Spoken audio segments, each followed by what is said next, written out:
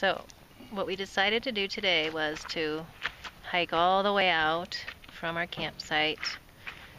I think that hike that we did today was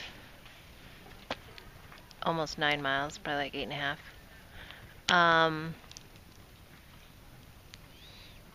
And do a little car camp night here in Tuolomne Meadows.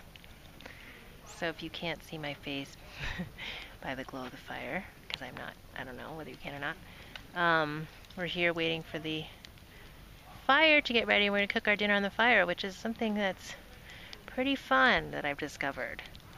Cooking on these aluminum square cake pans, like you can get 3 of them at the grocery store for like $2. And they work great on these fire rings. So, despite the clamor of being at a car camping site, we can enjoy ourselves. It gets quiet and dark, and we're just here with our own little fire and our own little meal, and all the mosquitoes. So here's the thing. There's a threshold. Here's a couple of observations from this trip. One is physical conditioning, so important. This was a 30-mile, 4-day trip that we did. I figured that out. It was 11 the first day. I'm itching my foot right now where a mosquito just bit me. 11 miles the first day, 4 miles day hike the second day, 7 miles the third day, and then our 8 on the last day. So it was pretty serious. And it really, I could really feel the difference not having been on as regular of a hiking schedule in the last 6 months as the previous 6 months. So that's a commitment that I want to make, which is just more hikes, more regularly. Living on the beach is so easy to just like chill out, go to the ocean, just be. But putting some more physical challenge into the life is good. Second observation is there's thresholds. So the dirt threshold, like the first day and you're like totally clean coming from civilization, you're like, oh! Like the first time you have to set your bag down on the dirt, it's like, oh! But then after you cross the threshold, it's just like whatever, you're just adding another layer of dirt to the existing layers. And today when I got to the Lee Vining mobile station to eat lunch, which I had been dreaming about most of the morning, I noticed that washing my hands with soap and water just once was not sufficient. Actually, I did wash them like 2 or 3 times to get them to the point of like okay, to like where there was no more like black dirt coming out in the water. Pretty funny. So the other threshold is mosquito bites. So last night I had a mosquito inside my sleeping bag all night. I could not get him to leave.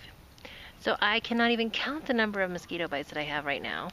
I just felt him constantly biting me all night long, and there's nothing I could do about it. Just one little guy. And at this point, yes, I'm putting on the bug spray. Oh, that was my gear test for this trip, and 30% DEET. Yeah, I think I'm going to go to the 100%. Jungle juice, here I come. Because 30%, it's like I'm constantly reapplying. They're constantly biting. And I'm going to look into the permethrin to treat some of my clothing because they were biting right through my clothes, through my shirts. And it's like, that's not acceptable. So, but after you get to a certain threshold, like you've got like a dozen or more bites. Like I have at least 4 bites on each of my shoulders at this point, like 4 on each arm and 3 on my hands. And like now I have like 2 or 3 on each of my feet. It's like, whatever, what's another bite? So I'm a little more relaxed about it now, but it's still not pleasant to be constantly itching. The mosquito coils work great. And I tell people this all the time at REI that are car camping. I'm like, get these, put them around your camp. They are great. And I use them here, like when I'm preparing food or standing anywhere, I put them around the tent, like around the tent door. It really, really helps. And here's my funny story. My mom, like, I think these are really popular in other countries.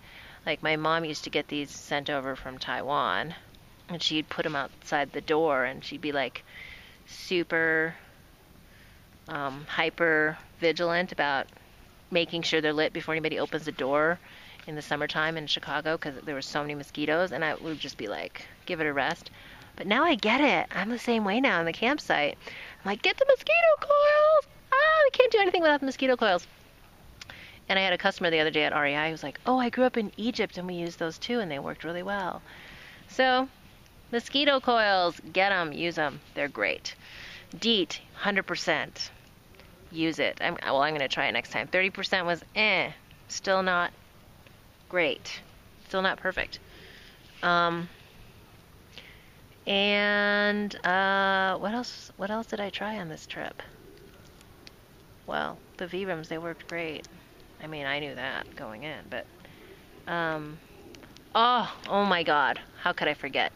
I tried Mary Jane's organic dehydrated or freeze-dried food.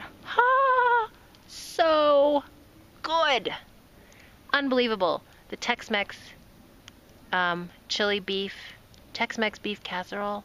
It was so good. I would have eaten that at home. I mean, it was like so good. Jambalaya, not so good. But that Tex-Mex beef casserole was incredible.